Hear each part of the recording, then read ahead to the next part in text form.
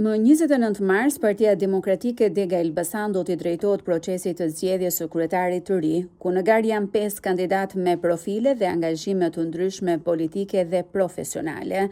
Durim Çekrezi, aktualisht kryetari i komanduar i Degës, mori drejtimin pas tërheqjes së deputetit Blendi Himçi, i cili u konfirmua kandidat për zgjedhjet parlamentare të majit 2025. Çekrezi është inxhinier në profesion dhe ish drejtuesi i njësisë administrative Tregan. Elior Vila, pedagog, i cili në platformën e tij ka theksuar nevojën për një parti demokratike më të hapur, me përfshirje të profesionistëve dhe zgjerim të strukturave.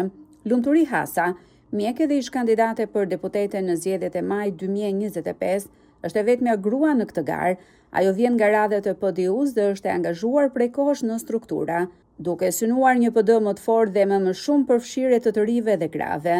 Sokol Shkëlzeni, sekretar politik i PD Elbasan prej vitesh, me një angazhim të gjatë në të djathën shqiptare, kërkon të hedhë hapin e radhës të drejtimit të Degës, ndërkohë Alis Narazani, gjithashtu ish kandidat për deputet në zgjedhjet parlamentare të vitit 2025, përfaqëson një brez më të ri, duke synuar rikthimin e vlerave dhe rritjen e mbështetjes për Partinë Demokratike.